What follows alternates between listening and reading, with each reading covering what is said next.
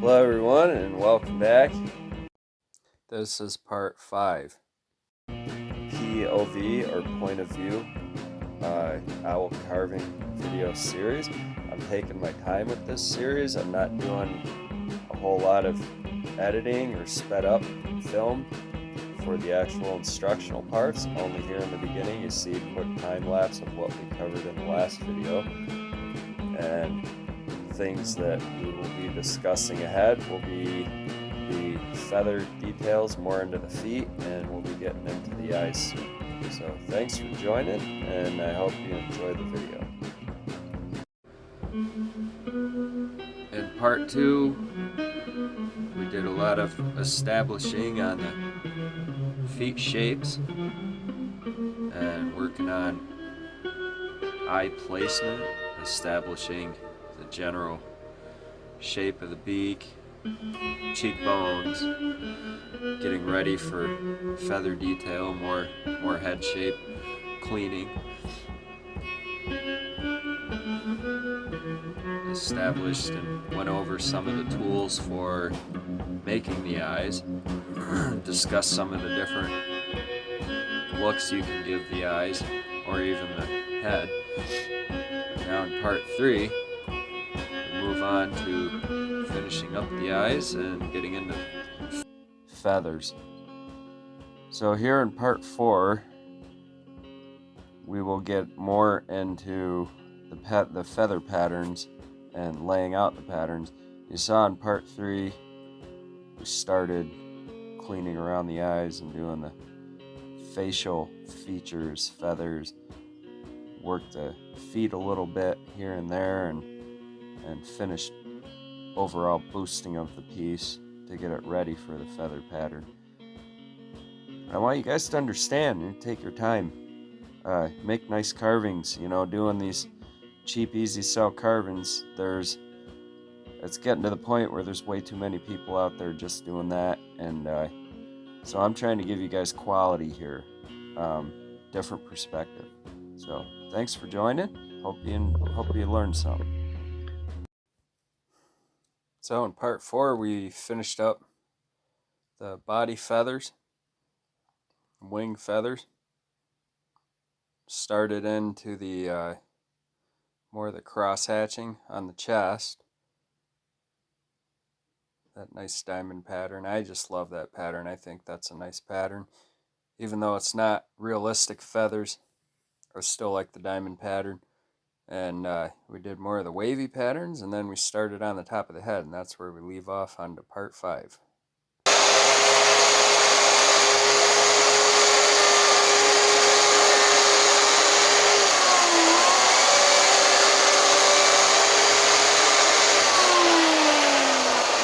See what's happening here? It's doing its own thing. I'm letting it go. I'm following because the other line's going to go this way. When it goes this way, you're going to have a nice ridge here. It doesn't always happen that way. You don't always get that lucky. It's incidental. With practice, you see as I'm coming in here, I'm coming right down to the wavy feathers. And it's actually making it kind of blend in nicely.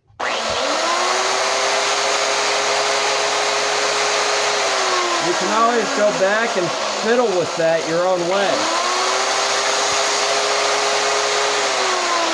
But I wouldn't fiddle with this until after you get your other lines in.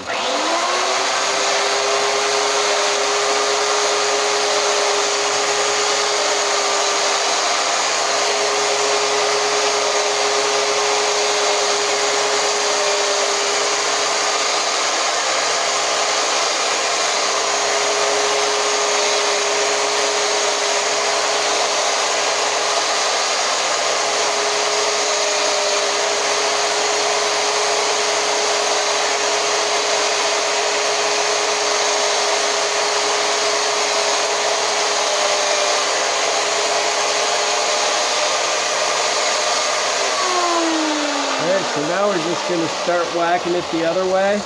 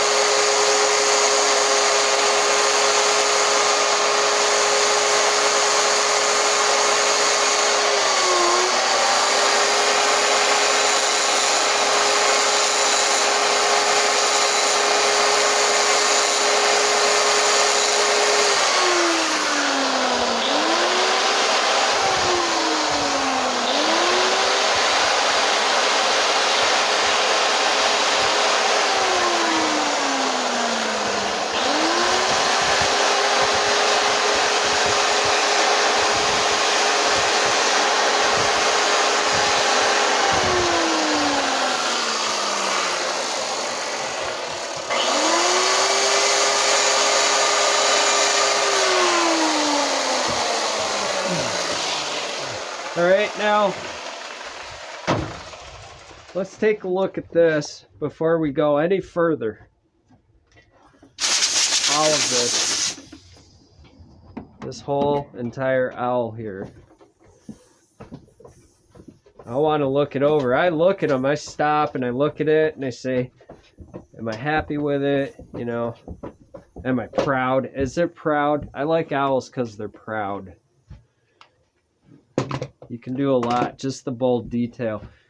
Eagles are pretty set standard. You can do the crosshatch or the wavy with an eagle, but eagle faces, there is a variety, but with owls there's a lot more.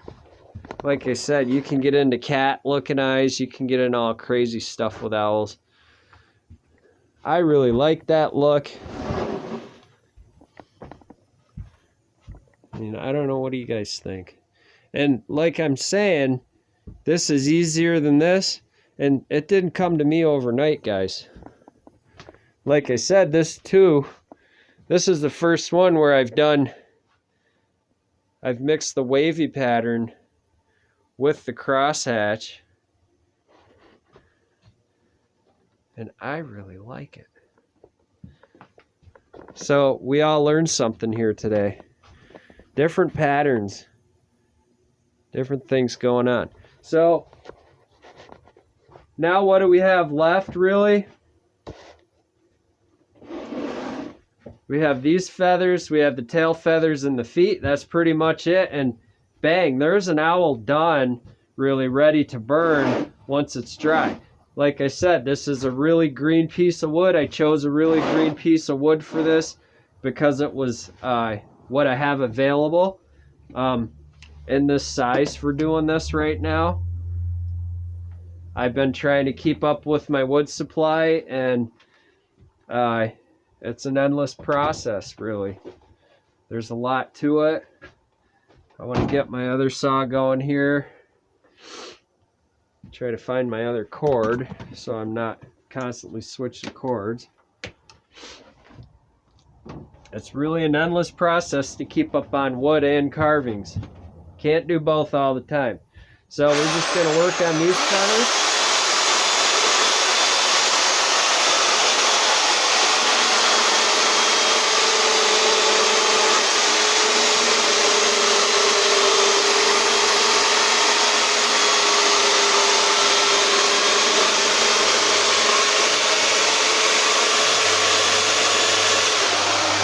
Like I said, we do these feathers, do the tail and do the feet, and we're pretty much done with the bulk of it. The rest of it, I will sand this base. I'll get, after I burn, I'll get in here and clean out so you have darker and lighter going on, so you get a contrast.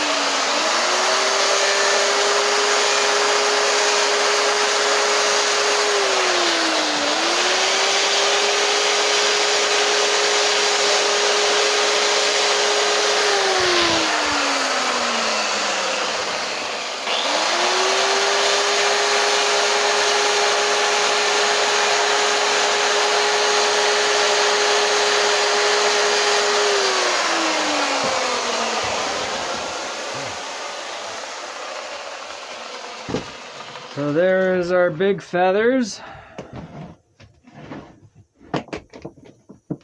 This side's a little harder and slower just because your saw's at different angles and held differently.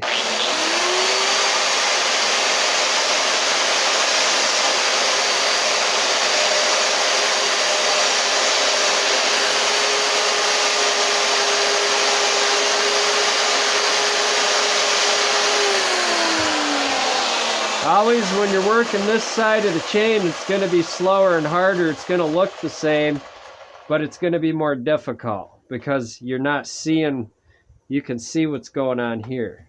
There you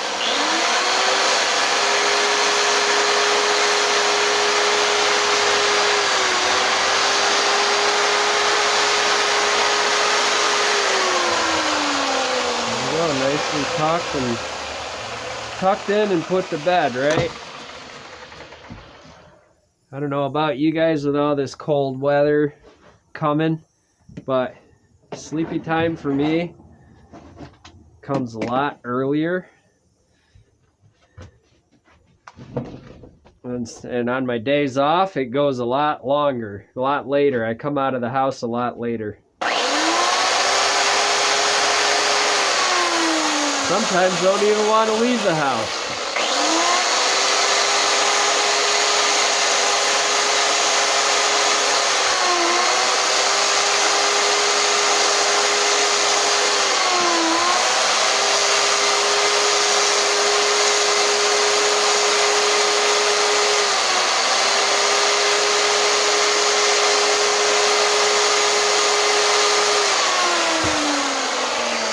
Tail, same thing, just straight lines and then go tuck it.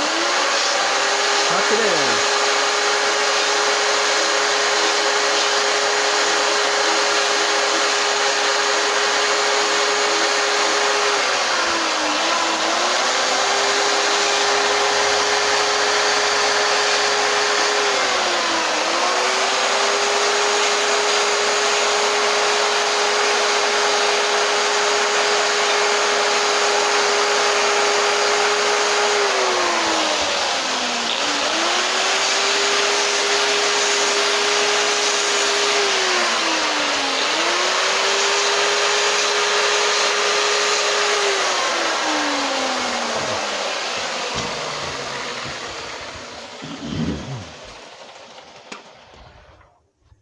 Now there's your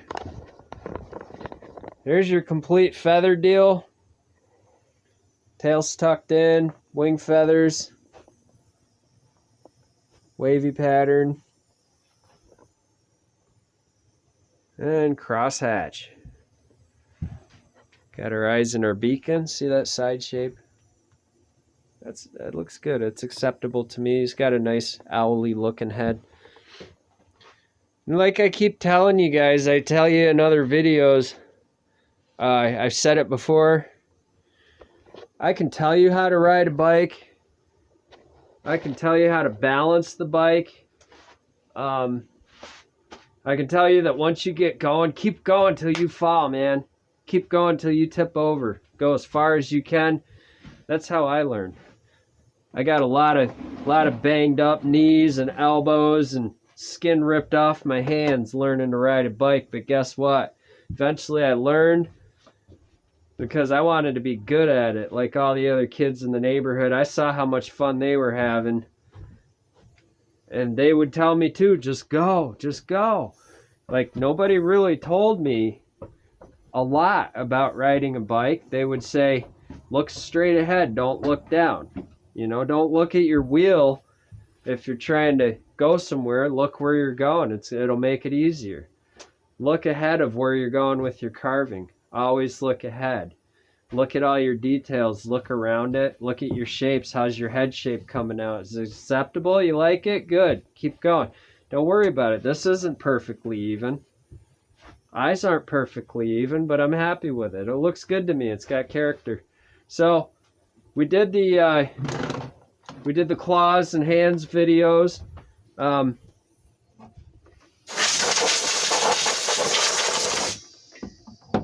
We did the claws and hands videos, so that's just what I'm going to do here. I'm going to make the claws on the ends of the talons, and then I'm just going to clean off the top of the feet. And that's a wrap for this one, because to do the rest of it, I want it to dry for a while, really. You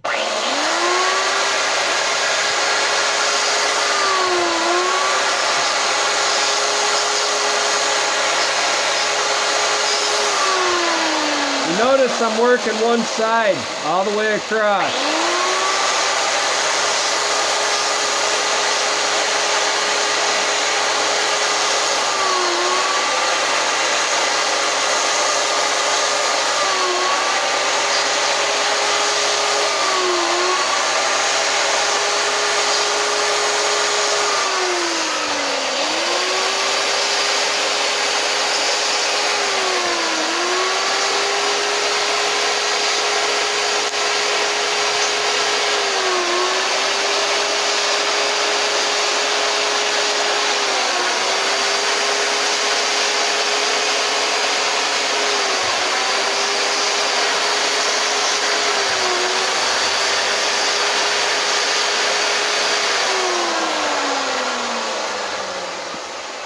All right, so you might say, Mark, why do you work one side and then back the other way? Because the more systematic you can be about these things, the better it's going to look, the more consistent. Every one of these cuts on this side is about the same. Every one of these is about the same. Because I get in that groove of 1, 2, 3, 4, 5, 6. 1, 2, 3, 4, 5, 6, done. Right? Instead of sitting there going this way, then that way, then this way, then that way, then this way, then that, they're not going to look even to me. You can do it however is best for you, but that's why I do it very systematically.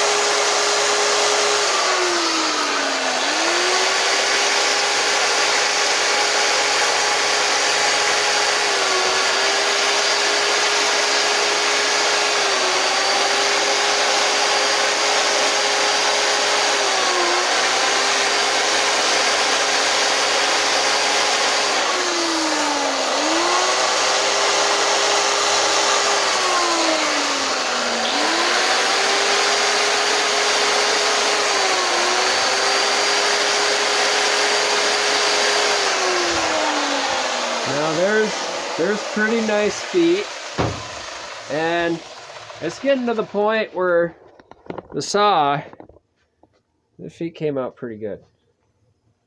Like I said, acceptable. Do they look good? Does it look finished? Is it gonna look finished when you put a burn on it? Yes, it will. And here now, after this dries out, I will take a burr and go in there. I'm gonna try to take a burr and go in there now, but if it starts clogging up and making a mess, I'm just gonna stop, because like I said, this is wet wood. Wet wood and burrs don't really do well together.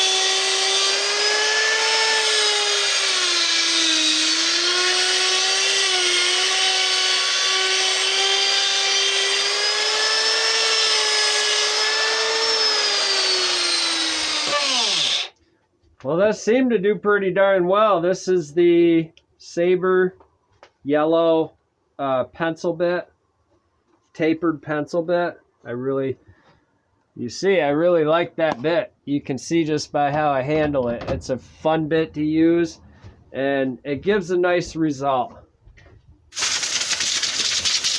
Now, I can get in here.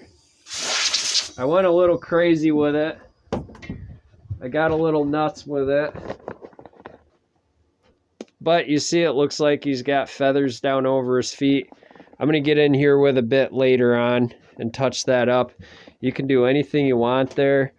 This, for me, is the end of the video because I'm happy with it. I don't want to keep going and mess it up, possibly. I might make the feet a little bit lower anyway. So I like owls with legs. Personally, if I'm going to do legs, that's how I do the legs. Just kind of proportionate to the head. The legs are usually just a faint line. Just carve it in about the same height as the head. They can be a little longer. It depends on the look of your bird and what you're happy with. So, yeah, there's Owls 101 or 505 because this is going to probably be a four video. We're going to have to break all these down, and I really don't want to take a lot of this information out with too much editing. I don't really want to speed things up too much with time lapse. It was fun doing this POV for you guys. POV is something I've been working on a lot and getting better at. Just takes practice. Everything takes practice. I don't know if you noticed, some of my videos are better and some of my videos are worse. My other owl videos are absolutely horrible because of the music. No music in this one, I promise you. There it is. Thank you for hanging out, participating, and we're getting onward and upward into other cool things. Next, we're probably going to do an eagle or something like that, or maybe play around with different owl looks, or maybe do a rooster carving, maybe some more hands and figures. We still have yet to even get into tikis. That's down the road. So, thank you, and we'll see you next time.